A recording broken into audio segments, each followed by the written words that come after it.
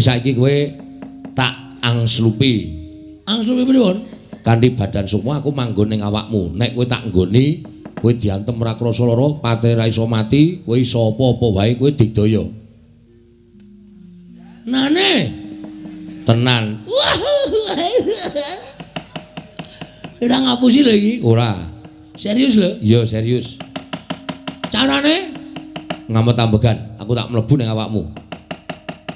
Saniki? Iya. Metu pundi? Metu cangkem? Ora sedeng.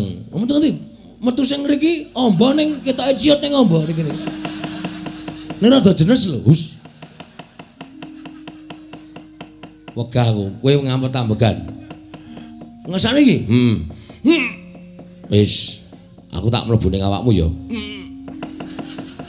Nek aku wis mlebu ning awakmu, kowe ngopo-ngopo bakale dadi wong digdaya. Kowe diantem ora ngrasake lara. Kowe dipateni ra iso mati.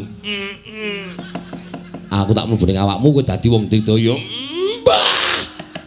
Slamodar! Lek ngampet ket mau omong wae ora. Oh ya lali ya. Lali kan bisa lali. Yo guys. Wis gawe.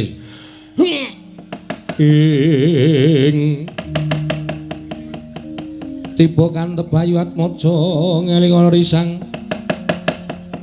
Ngeling ana risang Satria Wiratama. Oh. Wis kok.